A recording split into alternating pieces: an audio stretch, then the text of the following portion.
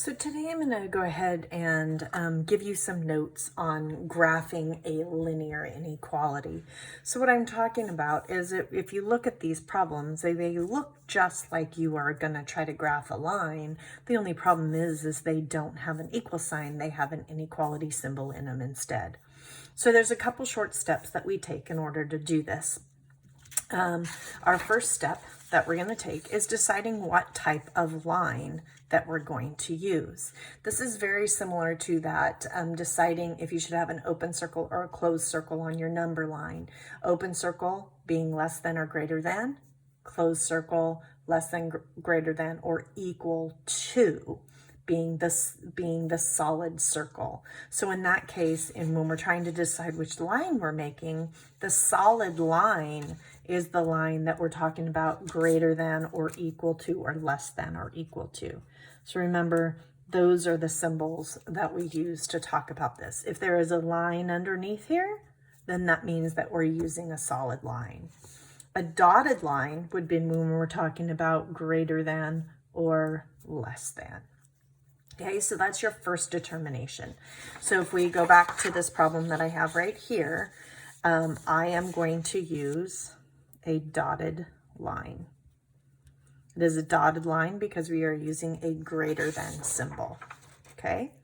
The next thing that I have to ask myself is, how do I graph that line? So these are the three things that we're gonna look at for graphing the line. We're gonna start with a y-intercept, then we're gonna move according to the slope, and then we'll connect the points.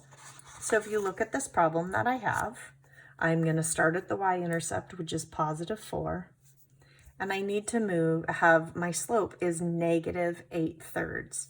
Remember that when you do slope, you always do your y value over your x value. So my y value is 8, so we're gonna go down 8. 1, 2, 3, 4, 5, 6, 7, 8. And then we are going to go to the right 3. 1, 2, 3. Remember, a negative slope is a slope that is going downhill, and a positive slope is a slope that's going uphill. So double check that and make sure you have that done correctly. We decide we're going to use the dotted line. So I'm going to connect these 2 points that I created with a dotted line. We're not finished yet. We've got one more thing that we have to think about when we are looking at our graph. So let's go back to our checklist. Now we have to shade. An inequality is basically going to be one half of the graph or the other when we're using a line. If you think about this, we've talked about the fact that inequalities have infinitely many solutions. And so we're not just talking about that line, we're talking about half of the graph. So we're going to test a point and see if it works. And if so, then that side should be shaded. Well, if we look at this, I think that the answer is greater than. To me, that means that everything on this side of the graph should be shaded. So let's pick a point that is on this side of the graph, but that's also easy to check. So I see this point right here, 3, 0. So we're going to plug in 0 for y and 3 for x. And we get that 0 is greater than -8 + 4, or that 0 is greater than -4. That is a true statement, which means the point 0, 3 is a solution. And so we are going to shade this right-hand side of the graph. So if I have any point on this shaded section, for example, if I go over 100, up 100, it is going to be a solution to this system of equations. Now I'm going to go ahead and do another one just to kind of get you guys comfortable with them a little bit.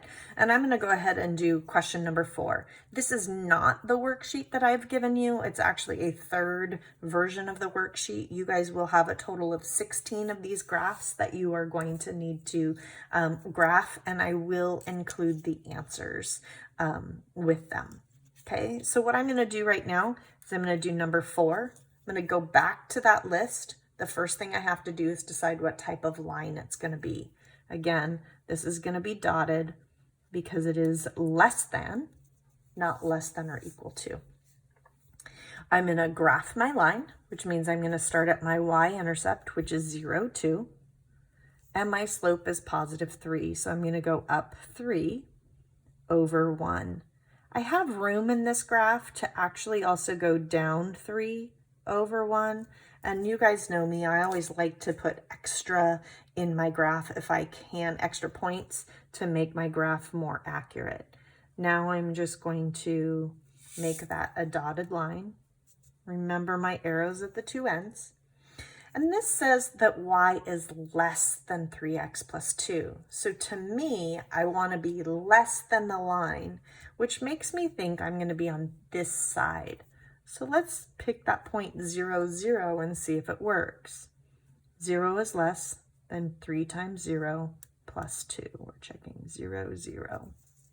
Okay, so 0 is less than 2.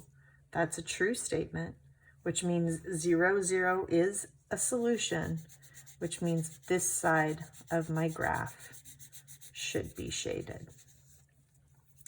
Now you guys are going to be able to, if you went into Desmos to check this, you could actually do these in Desmos. I really want you to practice graphing the lines because that is a skill that you're going to be expected to know next year. So graphing the lines is a good thing, but you can go ahead and put these in Desmos. This one's really easy to put in Desmos. You know, less than, greater than signs are the comma and the period on your keyboard. A lot of you were probably wondering how the heck you make this sign in Desmos. Well, if you use the less than symbol and then hit equals, it will turn into a less than or equal symbol. If you have any questions on this, please don't hesitate to send me a message. This is probably my last video that I'm going to make you. I hope you guys have enjoyed my videos because I've enjoyed making them for you. We will see you Thursday at the meet session. It's going to be the last one for the year. Looking forward to seeing all of your faces on the meet session. Have a great day. Bye.